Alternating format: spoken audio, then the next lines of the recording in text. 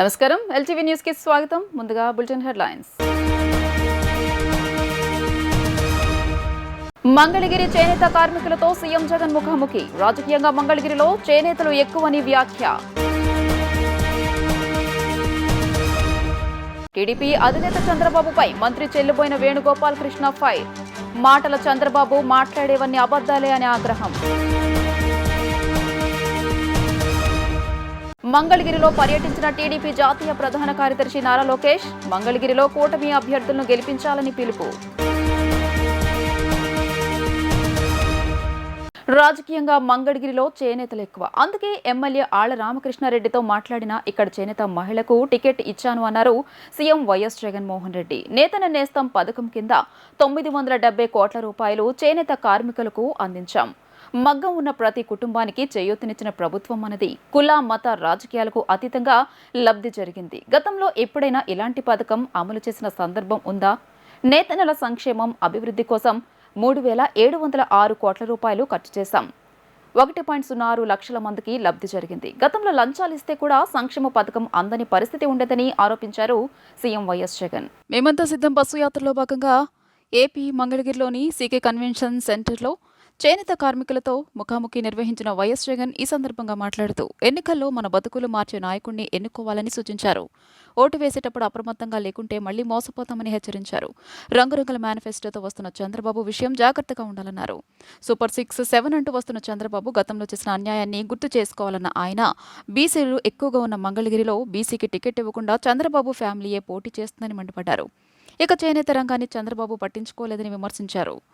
కుప్పంలో కూడా బీసీలే ఎక్కువ, అక్కడ కూడా బీసీలకు టికెట్ ఇవ్వరు. కానీ తమ పార్టీ 100 స్థానాల్లో బడుగు బలహీన వర్గాలకు టికెట్లు ఇచ్చిందని గుర్తు చేశారు. గత చంద్రబాబు పాలనను మీరు చూశారు. 58 నెలల కాలంలో మీ బిడ్డ పాలనను చూశారు. ప్రతి పేదవాడి గుండెల్లో నిలిచేలా మీ బిడ్డ అడుగులు వేశాడని తెలిపారు. రానున్న రోజుల్లో మరిన్ని సంక్షేమ పథకాలకు సూచనలు తీసుకుంటున్నాను. చంద్రబాబుకు ఉన్నంత నెగిటివిటీ అనుభవం నాకు లేదని వ్యాఖ్యానించారు. మంగళగిరి వైసీపీ అభ్యర్థి గురించి మాట్లాడుతూ, చంద్రబాబు కొడుకు దగ్గర ఉన్నంత డబ్బు లావణ్య దగ్గర లేదు. వాళ్ళు ఓటుకు 4,000 రూపాయలు కూడా ఇస్తారన్నారు. ఎవరు మంచి చేస్తారో ఆలోచించి ఓటు వేయండి అని పిలుపునిచ్చారు. మీ బిడ్డ చంద్రబాబు నాయుడు మాదిరి 3 సార్లు ముఖ్యమంత్రి, 14 ఏళ్ళు ముఖ్యమంత్రి అని ఇంకా చెప్పుకునే స్థాయికి ఇంకా పోలేదు. కానీ ఒకటైతే ఖచ్చితంగా చెప్తాను, ఈ 58 నెలల కాలంలో చంద్రబాబు నాయుడు మాదిరి ఆయనకున్న నెగిటివ్ ఎక్స్పీరియన్స్ మాత్రం మీ బిడ్డకు లేదు. మీ బిడ్డ మాత్రం ప్రతి పేదవాడి గుండెల్లో బ్రతుకుండేట్టుగానే అడుగులు ఈ 58 నెలల కాలంలో వేశాడు అని మాత్రం ఖచ్చితంగా చెప్తాను. ఒక నాయకుడు అనేవాడు ఎలా ఉండాలి, ఒక నాయకుడు ఎందుకు మనకు ఉండాలి అన్నది ప్రతి ఒక్కళ్ళం కూడా ఆలోచన చేసుకోవాలి. ఒక నాయకుడిని మనం ఎన్నుకుంటే, ఒక నాయకుడు ఆ నాయకత్వం స్థానంలో ఉంటే, ఆ నాయకుడిని ఎన్నుకున్నందుకు మన బ్రతుకులు మారాలి. మన బ్రతుకులు మార్చగలిగిన నాయకుడే ఆ స్థానంలో ఉంటేనే మన బ్రతుకులు మారుతాయి. అలా ఎన్నుకునేటప్పుడు మనం గన పొరపాటు చేస్తే రాబోయే 5 సంవత్సరాలు మళ్ళీ మనం చేయగలిగింది ఏముండదు. మన బ్రతుకులు అదే మాదిరిగానే మోసపోయి అంధకారంలోకే వెళ్ళిపోతాయి. గతంలో ఎప్పుడూ లేని విధంగా, ఎప్పుడూ జరగని విధంగా ఈ 58 నెలల కాలంలో అక్షరాల 3,706 కోట్ల రూపాయలు ఖర్చు చేశామని కూడా గర్వంగా చెప్తా ఉన్నా. ఈ 3,706 కోట్ల రూపాయలు కూడా ఎక్కడ ఖర్చు చేశాము, ఎలా ఖర్చు చేశాము అన్నది మీ బిడ్డ ప్రభుత్వంలో అందరికీ తేట తెల్లంగానే కనిపిస్తూ ఉంటాయి. ఎందుకనంటే మీ బిడ్డ బట్టలు నొక్కుతున్నాడు, నేరుగా నాక చెల్లెమ్మల కుటుంబాల ఖాతాల్లోకే వెళ్ళిపోతా ఉంది. ఈ స్థాయిలో ఇంతకుముందు ఎప్పుడూ జరగని విధంగా ఒక లంచాలు ఎక్కడా లేకుండా, దళారీ వ్యవస్థ ఎక్కడా లేకుండా, వివక్షకు చోటు లేకుండా ఈ మాదిరిగా ప్రతి అక్క చెల్లెమ్మ కుటుంబాన్ని, ప్రతి అక్క చెల్లెమ్మ కుటుంబాల ఖాతాల్లోకి నేరుగా పంపించే కార్యక్రమం గతంలో ఎప్పుడూ జరగలేదు అన్న మాట వాస్తవం అవునా కాదా అన్నది ప్రతి ఒక్కరూ కూడా ఆలోచన చేయమని కోరుతా ఉన్నా. మహాత్మా జ్యోతిరావు పూలే జయంతి సందర్భంగా కుల సమాజాన్ని, బీసీలను న్యూనతాభావంతో చంద్రబాబు మాట్లాడారు అని మంత్రి వేణుగోపాలకృష్ణ అన్నారు. నాయి బ్రాహ్మణులకు తోకలు కత్తిరిస్తానన్నాడు. సమస్యలు వినమని మత్స్యకారులు చెబితే తోలు తీస్తానన్నాడు. తాను అన్న మాటలను మర్చిపోయి ప్రజలు దగ్గరికి వచ్చి ఇప్పుడు సూక్తులు చెబుతున్నాడు. తన కొడుకుని ఎలా ముఖ్యమంత్రి చేయాలి, ఇతర పార్టీలతో ఎలా బేరసారాలు చేయాలనే ఆలోచన తప్ప వేరొకటి లేదు అని ఆయన ఆరోపించారు. స్థానిక సంస్థల రిజర్వేషన్లు తగ్గడానికి చంద్రబాబు కారణం కాదా అంటూ మంత్రి వేణుగోపాల్ కృష్ణ ప్రశ్నించారు. తగ్గ రిజర్వేషన్ల నెపాన్ని అధికార పార్టీపై నెట్టి లాభం పొందాలని అనుకోలేదా అంటూ అడిగారు. 50% రిజర్వేషన్లను మించకూడదని కోర్టుకు వెళ్లి అడ్డుకున్నది ఎవరు అని వేణుగోపాల కృష్ణ క్వశ్చన్ చేశారు. చంద్రబాబు బీసీలకు పెన్షన్ పెంపు అని చెబుతున్నావు, ఇదో పెద్ద అబద్ధమని మంత్రి వేణుగోపాల కృష్ణ తెలియజేశారు. జన్మభూమి కమిటీలతో నువ్వు చేసిన వికృత క్రీడలు జనం మర్చిపోలేదు. 5 ఏళ్ల నీ పరిపాలనా కాలంలో పెన్షన్ పెంపు గురించి ఆలోచించావా అని ప్రశ్నించారు. సీఎం జగన్ పింఛన్లు పెంచితే దానిపై అక్కసు చూపిస్తావా అంటూ మండిపడ్డారు. మీ పార్టీ ఏనాడైనా బీసీలకు రాజ్యసభ స్థానాలు కేటాయించావా అన్నారు. ఇవాళ సీఎం జగన్ 4 బీసీలకు రాజ్యసభ స్థానాలు ఇచ్చారు. సోషల్ ఇంజనీరింగ్ చేస్తానన్న పవన్ కళ్యాణ్ కూడా ఒక సీటు శెట్టి బలిజలకు కేటాయించలేకపోయాడు. 2 సామాజిక వర్గాలను విడదీసి నీ పబ్బం గడుపుకుంటున్నావు. కులాల మధ్య గొడవలు సృష్టించడం ద్వారా అధికారంలోకి రావాలనుకోవడం నీ ఆలోచన అని మండిపడ్డారు. గాంజాయి అంటాడు, బ్లేడ్ అంటాడు, డ్రగ్స్ అంటాడు. ఇది ఈ రాష్ట్ర ప్రజల యొక్క ఇమేజ్ని దెబ్బతీస్తుంది. ఈ రాష్ట్రంలో ఉన్న పౌరుల యొక్క ఇమేజ్ని దెబ్బతీస్తూ ఉంది. ఈ రాష్ట్రంలో ఉన్న యువకుల యొక్క ఇమేజ్ని దెబ్బతీస్తూ ఉంది. ఎక్కడైనా అటువంటి పొరపాటు జరిగితే తక్షణం కేసులు వచ్చాయి. నేరం జరిగినప్పుడు దాన్ని నిరోధించేటువంటి ప్రక్రియ ఈ ప్రభుత్వం చేసింది కాబట్టి కేసులు ఉన్నాయి. తన టైంలో ఇంతే గంజాయి పండింది. తన సాక్షాత్ 2 మంత్రులు ఆ రోజు ఎవరు అయ్యన్న పాత్రుడి మీద గంటా కామెంట్ చేసినటువంటి పరిస్థితి మనం చూసాం. గంటా శ్రీనివాస్ కామెంట్ చేశాడు. ఆ రోజు నువ్వు మూసుకున్నావా? మొన్న చెప్తున్నాడు, ఎక్కడ చూశాను నేను, ఇసుక దోపిడీ కోసం మళ్ళీ ఒక ప్రయత్నం చేస్తా ఉన్నాడు. ఇవాళ 4,000 కోట్ల రూపాయలు ఇసుక ఆదాయం వచ్చింది ఈ రాష్ట్రానికి. ఓ ఏజెన్సీ తీసుకుంది, దానిలో దోపిడీ జరిగిందంటాడు. ఇవాళ ఇంకా దారుణంగా మాట్లాడాడు. అంటే విమర్శలు చాలా చీప్ స్థాయికి దిగజారిపోయాడు. విమర్శల్లో చాలా చీప్. అంటే సంక్షేమం గురించి అడగలేడు, ప్రజావసరాల గురించి అడగలేడు, ప్రజల గురించి చెప్పలేడు, ప్రజావసరాలు ఏంటో తెలియదు. ఒక్కటే మాట్లాడతాడు. పొద్దున్నంట ఇసుకంట బ్రేక్ఫాస్ట్, మధ్యాహ్నం ఏమో లిక్కర్ లంచ్ అంట, 3 మైన్స్ అంట. అంటే ఎవరికి ప్రజలకి అందుబాటులో ఉండవు కదా, కనపడవు కదా ప్రజలకి. ప్రజా అవసరాలు ఏం చేసావు నువ్వు? నీ 14 ఏళ్ళు ముఖ్యమంత్రిగా ఉన్నప్పుడు ప్రజా అవసరాలు ఎలా తీర్చావు? ప్రజలకు ఎలా అందుబాటులో ఉన్నావు? నీ నాయకులు ప్రజలు ఎలా హింసించారు? నీ నాయకులు దోపిడీ ఎలా చేశారు ప్రజల దగ్గర? ఓ సంక్షేమ ఫలం కావాలి, పథకం కావాలంటే ఏ రకంగా వాళ్ళని హింసించారు, ఏ రకంగా లంచాలు తీసుకున్నారు?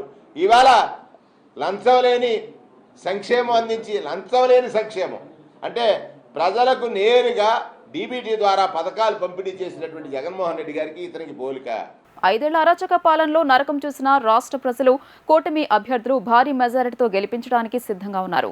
ప్రజా తీర్పు మాకు అనుకూలంగా ఉంది. జగన్ ఎన్ని కుట్రలు పన్నినా మా విజయాన్ని ఆపలేరని టీడీపీ జాతీయ ప్రధాన కార్యదర్శి నారా లోకేష్ పేర్కొన్నారు. జగన్ అధికారంలోకి వచ్చాక రాష్ట్రానికి ఒక్క పరిశ్రమ రాలేదని, 2019లో ప్రజావేదిక ధ్వంసంతో పాలన ప్రారంభించిన జగన్ రివర్స్ పాలనతో రాష్ట్రాన్ని సర్వనాశనం చేశారని విమర్శలు గుప్పించారు. ఎన్నికల ప్రచారంలో భాగంగా మంగళగిరి నియోజకవర్గం తాడేపల్లి టౌన్లోని సమృద్ధి అపార్ట్మెంట్ వాసులతో యువనేత సమావేశమయ్యారు. ఎన్నికలు రాష్ట్ర భవిష్యత్తుకు అత్యంత కీలకమైనవి. వైసీపీ నాయకులు కావాలనే గొడవలు సృష్టిస్తున్నారని ఆరోపించారు. ప్రజలు ఓపికతో తమ ఓటు హక్కు వినియోగించుకోవాలని కోరారు. వైసీపీ పాలనలో గంజాయి పంటను కుటీర పరిశ్రమలా మార్చేశారు. నేను ప్రచారం కోసం కోయంబత్తూరు వెళ్తే అక్కడ కూడా ఏపీ నుండి గంజాయి సరఫరా అవుతోందని ఆరోపణలు చేశారు. అప్పులు చేసి బటన్ నొక్కుతూ ఆ భారాన్ని పన్నుల రూపంలో ప్రజలపై వేస్తున్నారని అన్నారు. సో నేను ఆలోచించేది ఏంటంటే, అసలు దక్షిణ భారతదేశానికి ఎందుకు మంగళగిరి ఒక గోల్డ్ డెస్టినేషన్గా ఉండకూడదు? ఒక 50 నుంచి 100 ఎకరాల వరకు భూమి తీసుకుని ఏకంగా ఒక సెజ్ లాగా, అంటే ఆభరణాలు తయారు చేసే పరిశ్రమలన్నీ ఇక్కడ తీసుకొచ్చి కొత్త ఉద్యోగాలు, ఒక 30 నుంచి 40 వేల ఉద్యోగాలు ఒక మంగళగిరి నియోజకవర్గంలోనే కల్పించవచ్చు అనేది నా లక్ష్యం. ఆ ప్రక్రియ మన ప్రభుత్వం వచ్చిన వెంటనే ప్రారంభిస్తాం. ఐటీ శాఖ మంత్రిగా ఉన్నప్పుడు అనేక ఐటీ పరిశ్రమలు మంగళగిరిలో ఉన్న ఆటోనగర్కి వచ్చినాయి. ఇక్కడ పుట్టి పెరిగిన వాళ్ళు ఇతర దేశాలకు వెళ్ళి అద్భుతంగా అక్కడ కంపెనీలు స్థాపించారు. వాళ్ళు తిరిగి వచ్చి ఇక్కడనే మేము కంపెనీలు పెట్టాలని కోరారు. అందుకే ఆనాడు ఇన్సెంటివ్స్ ఇచ్చి వాళ్ళని ప్రోత్సహించాం. ఇప్పుడు దాంట్లో ఉన్న సగం కంపెనీలు పంపించేశారు. సో మళ్ళీ ఆ కంపెనీలు తీసుకొస్తాం. End of the day Andhra రాష్ట్రంలో ఐటీ డెస్టినేషన్ అనేది విశాఖపట్నం అవుతుంది, దాంట్లో నో సెకండ్ థాట్. బట్ డెఫినెట్గా స్పిల్ ఓవర్ కంపెనీస్ అనేది మనకు వస్తాయి. ఒక స్పెషలైజ్డ్ ఏరియా ఫోకస్ తీసుకుంటాం. మంగళగిరికి ఐటీ కూడా తీసుకొచ్చే బాధ్యత నేను తీసుకుంటానని ఈ సభాముఖంగా మీ అందరికీ నేను తెలుపుకుంటున్నా. ఒక్కరికి ఉద్యోగాలు ఉపాధి కల్పించలేదు. మంగళగిరి పట్టణం ఎలా ఉందో అలానే ఉండిపోయింది. తరతరాలుగా వస్తున్న సమస్యలు పరిష్కారం అవ్వలేదు. ఇవన్నీ వచ్చే 5 సంవత్సరాల పరిష్కరించాలనే లక్ష్యంతో నేను పనిచేస్తానని ఈ సభాముఖం మీ అందరికీ తెలుపుకుంటూ, ఇది ఇంటరాక్షన్ ప్రోగ్రామ్. మీకు ఏమైనా ప్రశ్న ఉంటే మీరు ఒకసారి చేతి పైకి ఎత్తే మనోడు మైక్ ఇస్తారు, నుంచున్న మైక్ ఇస్తారు. మీకు ఏమైనా ప్రశ్న ఉంటే అడగాల్సిందిగా మిమ్మల్ని అందరినీ నేను కోరుతున్నాను. 1995లో విజన్ 2020 తీసుకువచ్చానని, ఇప్పుడు తనకు 73 ఏళ్లైన నవ యువకులకు ఎలాంటి ఆలోచనలు ఉంటాయో తన ఆలోచనలు కూడా అలాగే ఉంటాయని టీడీపీ అధినేత చంద్రబాబు చెప్పారు. రాబోయే 25 ఏళ్లలో ప్రపంచంలో ఎలాంటి మార్పులు ఉంటాయో అవన్నీ తీసుకువచ్చి మన పిల్లలకు అందించాలన్నదే తన ఆలోచన అని వివరించారు. టీడీపీ అధినేత చంద్రబాబు బాపట్ల జిల్లా రేపల్లిలో ప్రజాగళం సభకు హాజరయ్యారు. ఈ సందర్భంగా ఆయన ప్రసంగిస్తూ, నేను చాలా మంది ముఖ్యమంత్రులను చూశాను. కొంతమంది ఫెయిల్ అయ్యారు, కొంతమంది అంతంత మాత్రంగా చేశారు, కొంతమంది పర్వాలేదనిపించుకున్నారు. కానీ దేశ చరిత్రలోని ఓ రాష్ట్రాన్ని సర్వనాశనం చేసిన మొదటి ముఖ్యమంత్రి ఈ జగన్మోహన్ రెడ్డి. 1-2 కాదు, అన్ని రంగాల్లో వ్యవస్థలను నిర్వీర్యం చేశాడు. అన్ని వర్గాల జీవితాలతో ఆడుకుని అందరినీ భ్రష్టు పట్టించాడు. ఇక్కడ తుఫాను వస్తే నేను వచ్చి పరామర్శించాను, కనీసం ఈ ముఖ్యమంత్రి ఇక్కడికి వచ్చాడా అని ఆయన ప్రశ్నించారు. 95లోనే నేను ఆ రోజు ఒక విజన్ ఇచ్చాను, 20-20 విజన్ ఇచ్చాను. ఇప్పుడు కూడా ఇంతమంది ప్రసాద్ గారు అన్నారు, నాకు 73 సంవత్సరాలు, కానీ నా ఆలోచనలని నవ యువకుడికి ఏ ఆలోచనలు ఉంటాయి, ఆలోచనలే ఉంటాయి. రాబోయే 20 సంవత్సరాల్లో ప్రపంచంలో ఏ మార్పులు వస్తాయో ఆ మార్పులు తెచ్చి పిల్లలకు అందజేయాలనేది నా ఆరాటం. వీళ్ళ భవిష్యత్తు బంగారు భవిష్యత్తు చేయాలనేది నా ఆలోచన. తప్పకుండా చేస్తా. అయితే పిల్లలు, మీరు ఒక పని చేయాలి. అందరికీ సమ్మర్ హాలిడేస్, ఇప్పుడు ఇంకొక నెల స్కూల్స్ ఉండవు. పిల్లలు మీరంతా తెలుగుదేశం, జనసేన, బీజేపీ జెండాలు పట్టుకొని ప్రతిరోజు సాయంత్రం ఊరంతా ఒక ర్యాలీ చేసి ప్రజా చైతన్యం కోసం, మా భవిష్యత్తు కోసం ఓటేయమని ప్రజలకు పిలిపివ్వాల్సిన బాధ్యత ఈ పిల్లల పైన ఉంది. ఏం పిల్లలు చేస్తారా అని అడుగుతున్నా. ఆయన చేసే సేవ రాజకీయాలు చేస్తాడు, నేను చేసేది ప్రజా రాజకీయాలు చేస్తాను, పేదవాడి రాజకీయాలు చేస్తాను. మీరు చూస్తే ఇక్కడే ఒక ఎగ్జాంపుల్ చెప్పాడు అమర్నాథ్ గౌడ్.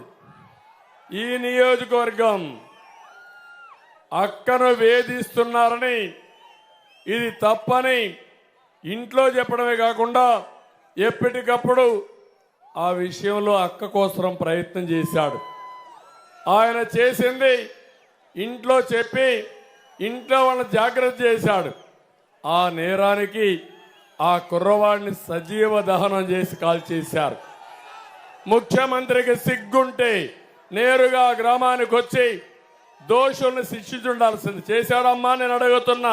మామూలుగానే లైట్లు ఉండవు అంటే సీఎంగా జగన్మోహన్ రెడ్డి ఫెయిల్ అయినట్టు అని ఏపీసీసీ అధ్యక్షురాలు వైఎస్ షర్మిల ఆరోపించారు. మేం వస్తున్నామని లైట్లు తీశారు అంటే అవినాష్ రెడ్డి భయంతో వణికిపోతూ ఓటమిని ఒప్పుకున్నట్టు అని వ్యాఖ్యానించారు. పులివెందుల ప్రజలను కొంగు చాచి అడుగుతున్నా న్యాయం చేయండి అని విజ్ఞప్తి చేశారు. ఏపీ కాంగ్రెస్ అధ్యక్షురాలు, కడప పార్లమెంటు స్థానం అభ్యర్థి వైఎస్ షర్మిల పులివెందుల సభకు హాజరయ్యారు. పులివెందుల పూల అంగళ్ళు సెంటర్లో ఈ సభ ఏర్పాటు చేశారు. అయితే సభ ప్రారంభంలో లైట్లు ఆర్పడంతో షర్మిల వ్యంగ్యం ప్రదర్శించారు. ఈ సందర్భంగా ఆమె మాట్లాడుతూ అవినాష్ రెడ్డిని కడప ఎంపీ స్థానం నుంచి మార్చుతున్నట్టు తెలుస్తోందని, అలా మార్చితే వివేకాను చంపించింది అవినాషే అని జగన్ నమ్మనట్టే కదా అని పేర్కొన్నారు. ఇక తాను ఎవరికీ భయపడేదాన్ని కాదని, పులి కడుపున పులే పుడుతుందని స్పష్టం చేశారు. జగనన్న జైలుకు వెళ్తే 3200 కిలోమీటర్లు పాదయాత్ర చేశానని వెల్లడించారు. మామూలుగానే లైట్లుండవా,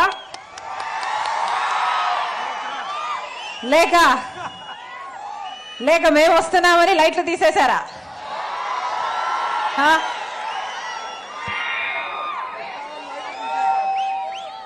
మామూలుగానే లైట్లు ఉండవు అంటే ముఖ్యమంత్రిగా జగన్మోహన్ రెడ్డి గారు ఫెయిల్ అయినట్టు.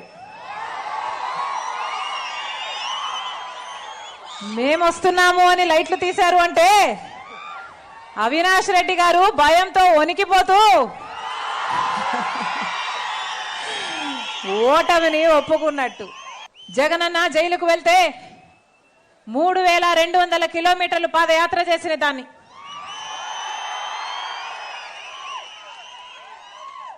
ఎండనక వాననక పాదయాత్రలు చేశాం. నా ఇంటిని, నా బిడ్డల్ని, నా కుటుంబాన్ని పక్కన పెట్టి పాదయాత్రలు చేశాం. దాదాపు 1 సంవత్సరం పాటు రోడ్ల మీదనే బతుకుతూ పాదయాత్ర చేశాను. అవినాష్ రెడ్డి కుటుంబానికి వాళ్ళకి మధ్య డబ్బులు తీసుకోవడం జరిగింది, అడ్వాన్సులు ఇవ్వడం జరిగింది అని సిబిఐ చెప్తుంది. ఇన్ని సాక్ష్యాలు, ఆధారాలు, వాగ్మూలాలు ఇన్ని ఉండి కూడా ఈ రోజు వరకు కూడా అవినాష్ది ఒక్క ఎంట్రుక కూడా పీక్కోలేకపోయింది సిబిఐ. ఎందుకు? సాక్షాత్తు రాజశేఖర రెడ్డి గారి కొడుకు జగన్మోహన్ రెడ్డి గారు ముఖ్యమంత్రిగా ఉండి ఈరోజు తన అధికారాన్ని అడ్డేసి మరి హంతకుల్ని కాపాడుతున్నారు. కాబట్టి జగనన్న గారిని సూటిగా ప్రశ్నిస్తున్నాం. మీకు అధికారం ఇచ్చింది ఎందుకు ప్రజలు? మిమ్మల్ని నమ్మి ఓటేసింది ఎందుకు ప్రజలు? జగన్మోహన్ రెడ్డి గారు సమాధానం చెప్పాలి. మీరు ప్రత్యేక హోదా తెస్తానని మీరు మాటిస్తే, ప్రత్యేక హోదా కోసం మీరు నిరాహార దీక్షలు చేస్తే, ప్రత్యేక హోదా కోసం ముగ్గురు రాజీనామాలు చేద్దాము అని చంద్రబాబు గారికి మీరు సవాలు విసురితే మిమ్మల్ని నమ్మి జనాలు మీకు ఓటేశారు. వచ్చిందా ప్రత్యేక హోదా? ముఖ్యమంత్రి అయ్యి 5 సంవత్సరాలైంది. ముఖ్యమంత్రి అయ్యి 5 సంవత్సరాలైంది. పులివెందల పులి అన్నారు. జగన్మోహన్ రెడ్డి గారు బీజేపీకి, మోడీకి పిల్లిలాగా మారాడు. ముఖ్యమంత్రి జగన్ రెడ్డి ప్రోద్బలంతోనే రాష్ట్రంలో విధ్వంసాలు సృష్టిస్తున్నారని మాజీ మంత్రి దేవినేని ఉమ ఆరోపించారు. డీజీ ఇన్ఛార్జిగా ఉన్న రాజేంద్రనాథ్ రెడ్డి, అడిషనల్ డీజీగా ఉన్న సీతారామాంజనేయులు అందరూ కలిసి వాళ్లకున్న అధికారాన్ని దుర్వినియోగపరుస్తూ ఫోన్ ట్యాపింగ్లకు పాల్పడ్డారని ఆరోపించారు. వీళ్లపై ఢిల్లీలో ఉన్న చీఫ్ ఎలక్షన్ కమిషన్ కు కనకమెడల రవీంద్ర ఫిర్యాదు చేశారని తెలియజేశారు. రాష్ట్రంలో జరుగుతున్న సంఘటనలపై టీడీపీ నేతల బృందం అడిషనల్ సీఈఓకి ఫిర్యాదు చేశారు. ముఖ్యమంత్రి జగన్ రెడ్డి ప్రోద్బలంతోనే ఈ ఘటనలన్నీ జరుగుతున్నాయని, నారా లోకేష్ ఫోన్ ట్యాపింగ్ పై ముఖ్యమంత్రి జగన్ సమాధానం చెప్పాలని డిమాండ్ చేశారు. ఈ సందర్భంగా దేవినేని ఉమ మాట్లాడుతూ ఎన్నికల కోడ్ వచ్చిన 25 రోజుల్లో 35 తీవ్ర సంఘటనలు జరిగినా నిందితులపై ఎక్కడా చర్యలు తీసుకోలేదన్నారు. మచిలీపట్నంలో పోలీస్ స్టేషన్పై దాడి, సీసీ కెమెరాలు, ఫర్నిచర్ ధ్వంసం చేసిన పేర్ని నాని కేసు, ఒంగోలులో బాలినేని శ్రీనివాసరెడ్డి కేసు ఇలా రాష్ట్ర వ్యాప్తంగా 35 జరిగాయని వివరించారు. మచిలీపట్నం కేసులో పేర్ని నాని, కిట్టులపై సరైన సెక్షన్లతో కేసు పెట్టి ఉంటే ఒంగోలులో బాలినేని సంఘటన జరిగింది ఉండేదే కాదన్నారు. ప్రధానమైన సంఘటనలు 35 సంఘటనల్లో ఏదైతే మచిలీపట్నంలో పోలీస్ స్టేషన్ మీద దాడి కావచ్చు, ఎస్ఐ సమక్షంలోనే సీసీ కెమెరాలు పగలగొట్టి ఫర్నిచర్ ధ్వంసం చేసిన పేర్ని నాని కేసు కావచ్చు, బాలినేని శ్రీనివాసరెడ్డి ఒంగోలులో నిన్న ఈరోజు చేసిన అరాచకాలు కావచ్చు, ఇటువంటి సంఘటనలు రాష్ట్ర వ్యాప్తంగా 35 సంఘటనలు జరిగాయి. ప్రధానమైన సంఘటన ఎక్కడ ఏ దాంట్లో కూడా న్యాయం జరగటం లేదు. ఎవరైతే నిందితులు ఉన్నారో వాళ్ళ మీద చర్యలు లేవు. బంధంలో చర్యలు తీసుకున్నట్టయితే ఒంగోలులో ఈ సంఘటన జరిగి ఉండేది కాదు. సరైన సెక్షన్లో మచిలీపట్నంలో బంధంలో పేర్ని నాని విధ్వంసం తర్వాత తండ్రి కొడుకుల మీద కేసు పెట్టుకుంటే ఒంగోలులో బాలినేని వాళ్ళు ఆ సంఘటన జరిగి ఉండేవి కాదు. అట్లాగే సర్ఫ్ సీఈఓ ఎవరైతే మురళీధర్ రెడ్డి ఉన్నాడో అతను తీసుకున్న నిర్ణయాల వల్ల, చీఫ్ సెక్రటరీ తీసుకున్న నిర్ణయాల వల్ల 33 మంది వ్యక్తులు, వృద్ధులు, పెద్దవాళ్ళు చనిపోయారు. మొన్న పెన్షన్లు ఇంటింటికి ఇవ్వకుండా వాళ్ళు చేసిన అరాచకం వల్ల ఈ సంఘటనలు జరిగాయి. భవిష్యత్తులో రేపు మే నెలలో ఇచ్చేదన్నా కూడా మళ్ళీ ఇంటింటికి వెళ్ళి పెన్షన్ ఇవ్వాలంటే మురళీధర్ రెడ్డి లాంటి వ్యక్తి సబ్ సీఈఓ అక్కడ ఉండటానికి వీల్లేదు. అతను తీసుకున్న నిర్ణయం వల్లే చీఫ్ సెక్రటరీ ఆ నిర్ణయం తీసుకున్నాడు. దానివల్ల ఈ అరెస్ట్ జరిగింది. ఇటువంటివన్నీ కూడా ఈరోజు అడిషనల్ సీఈఓకి కంప్లైంట్ ఇవ్వడం జరిగింది. వీటన్నిటి మీద కూడా చర్యలు తీసుకోవడం. అట్లాగే లోకేష్ బాబు ఫోన్, ఐఫోన్ ఇవాళ ఎలక్ట్ వచ్చింది. ఐఫోన్ కంపెనీ దగ్గర నుంచి పెగాసస్ లాంటి సాంకేతిక పరిజ్ఞానాన్ని ఉపయోగించుకొని ఇవాళ డీజీ ఎవరైతే రాజేంద్రనాథ్ రెడ్డి ఇన్ఛార్జిగా ఉన్నారో, అట్లాగే అడిషనల్ డీజీ ఎవరైతే సీతారామన్ ఇంజనీర్లు ఇంటెలిజెన్స్ డీజీగా అడిషనల్ డీజీగా ఉన్నారో అట్లాగే వీళ్ళందరూ కూడా కలిసి నిస్వార్థంగా పనిచేస్తున్న జగన్ను ఇబ్బంది పెట్టాలని షర్మిల, సునీత చూస్తున్నారని మేనత వైఎస్ విమలమ్మ పేర్కొన్నారు. వాళ్లు ఇన్ని ఆరోపణలు చేస్తున్నా అవినాష్ తిరిగి ఒక్క మాట అనలేదని అన్నారు. షర్మిల, సునీతలకు దైవంపై విశ్వాసం పోయిందని అన్నారు. వైఎస్ షర్మిల, సునీత రెడ్డిలపై దివంగత సీఎం వైఎస్ రాజశేఖర రెడ్డి చెల్లెలు సీఎం జగన్మోహన్ రెడ్డి మేనత వైఎస్ విమలమ్మ సంచలన వ్యాఖ్యలు చేశారు. షర్మిల, సునీత అన్యాయంగా మాట్లాడుతున్నారు. వైఎస్ కుటుంబం పరువును రోడ్డు మీదకు తీసుకొస్తున్నారంటూ ఆగ్రహం వ్యక్తం చేశారు. నేను కూడా ఆ ఇంటి ఆడపడుచుగా ఇప్పుడు మాట్లాడుతున్నా. అవినాష్ రెడ్డి హత్య చేస్తుంటే షర్మిల, సునీతలు చూశారా అంటూ విమలమ్మ ప్రశ్నించారు. వైఎస్ వివేకాను చంపిన వాళ్లు బయట తిరుగుతున్నారు. మా ఇంట్లో వాళ్ళిద్దరూ ఇలా తయారయ్యారని బాధగా ఉంది. ఏ సంబంధం లేని జగన్మోహన్ రెడ్డిని కూడా దీంట్లోకి తీసుకొస్తున్నారంటూ విమలమ్మ ఆవేదన వ్యక్తం చేశారు. షర్మిల, సునీత వ్యక్తిగతంగా కక్ష పెట్టుకున్నారు. ఇప్పటికైనా ఇద్దరు అక్కా చెల్లెలు నోరు మూసుకోండి. వైఎస్ కుటుంబం సభ్యులు ఎవ్వరూ మీకు మద్దతు ఇవ్వరు, గుర్తుపెట్టుకోండి అంటూ విమలమ్మ సూచించారు. సెంటిమెంటు ఈ కొంగులు పట్టుకొని అడగడం వల్ల గెలవగలిగితే మరి లీడర్షిప్ క్వాలిటీ ఎక్కడుందండి? అక్కడ మాటకు ముందు వైఎస్ రాజశేఖర రెడ్డి కుమార్తెను అంటుంది. రాజశేఖర రెడ్డి అన్న ఉంటే కన్నా ఇలాగ చేసేవాడా? ఒక లీడర్కి ఉండాల్సిన లక్షణాలు ఏమున్నాయండి? అనవసరంగా అవినాష్ని దినమంతా హత్య చేసినాడు అని చూసినారా వాళ్ళు హత్య చేసినట్లు? ఎవరు వాళ్ళకి ప్రూఫ్ చూపించారండి? ఎవరైతే హత్య చేశాడో వాడేమో బయట తిరుగుతున్నాడు. వాడు చెప్పిన మాటలు నమ్మి వీళ్ళు డిసైడ్ చేసేస్తారా? వాళ్ళేనా డిసైడ్ చేసేవాళ్ళు? మరి జడ్జిలు, కోర్టులు ఎందుకండి? ఆ చిన్న పిల్లోడు వీళ్ళకంటే 10 ఏళ్ళు చిన్నోడు. అటువంటి వాడిని జీవితం అంతా నాశనం చేస్తున్నారు ఈ ఆడపిల్లలు ఇద్దరు. కొంచెమన్నా ఎంపతి ఉండాలండి. వాళ్ళలాంటి పిల్లోడే కదా, మా ఇంట్లో పిల్లోడే అబ్బాయి కూడా. మరి వాళ్లకు పిల్లలు ఉన్నారు. వాళ్ళ జీవితం అంతా ఎంత పాడు చేస్తున్నదో ఒకసారి షర్మిలమ్మ కానీ సునీతమ్మ కానీ ఆలోచిస్తే వాళ్ళకి అర్థమవుతుంది. చంపిన వాళ్ళు మేము బయట తిరుగుతున్నారు. అనవసరంగా వాళ్లకు బెయిల్ ఇవ్వమని వాళ్ళ కోసం సుప్రీంకోర్టుకి వెళ్తున్నారు. కానీ ఏ పాపం చేయని మా భాస్కరన్ ఏమో సంవత్సరం నుంచి జైల్లో ఉన్నాడు. అవినాష్కేమో బెయిల్ రద్దు చేయాలని వీళ్ళు తిరుగుతున్నారు. ఇదేం న్యాయం అండి? వింటున్న మీరన్నా చెప్పండి. మరి మా ఇంట్లో పాప ఇట్లా తయారైందంటే చాలా బాధగా ఉంది. జగనన్నను కూడా ఇంక్లూడ్ చేస్తూ ఉంది. సొంత అన్నయ్యను మామూలుగా శత్రువులందరూ ఒకటయ్యి మన మీద అటాక్ వస్తే మనం ఏం చేస్తాము? ఇంట్లో వాళ్ళందరూ ఒకటవుతాం, మనలో ఉన్న విభేదాలన్నీ పక్కన పెట్టేసి. కానీ దీనికి ప్రకృతి సిద్ధంగా లేదండి. ఇక్కడ అన్నీ వ్యతిరేకంగానే ఉన్నాయి. అబద్ధాల జనకుడైన అపవాది కోరల్లో చిక్కుకోయినున్నారు ఈ అమ్మాయిలిద్దరూ. చాలా బాధాకరం అండి. రాత్రి నేను వీడియో చూస్తుంటే బీపీ సడన్గా రేజ్ అయిపోయింది. ఎంతమందికి అలా ఉన్నదో పరిస్థితి నాకు తెలియదు.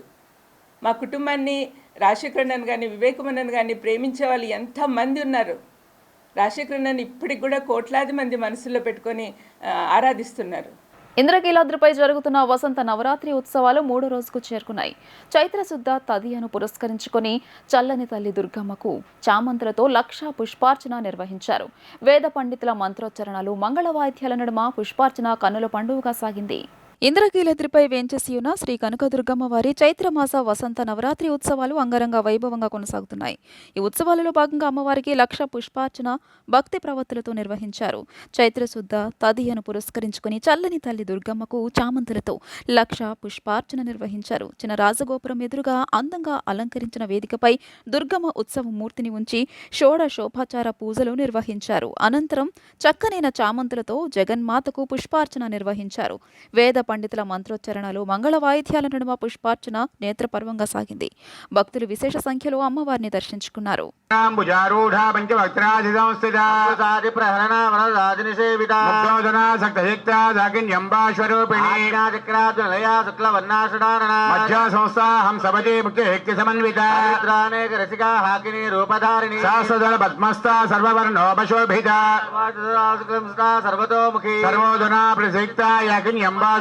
వార్తలు ముగించే ముందు హెడ్లైన్స్ మరోసారి. మంగళగిరి చేనేత కార్మికులతో సీఎం జగన్ ముఖాముఖి. రాజకీయంగా మంగళగిరిలో చేనేతలు ఎక్కువని వ్యాఖ్య. టీడీపీ అధినేత చంద్రబాబుపై మంత్రి చెల్లిపోయిన వేణుగోపాల్ కృష్ణ ఫైర్. మాటల చంద్రబాబు మాట్లాడేవన్నీ అబద్ధాలే అని ఆగ్రహం. మంగళగిరిలో పర్యటించిన టీడీపీ జాతీయ ప్రధాన కార్యదర్శి నారా లోకేష్ మంగళగిరిలో కూటమి అభ్యర్థులను గెలిపించాలని పిలుపు. ఈ వార్తలు ఇంతటితో సమాప్తం. నమస్కారం.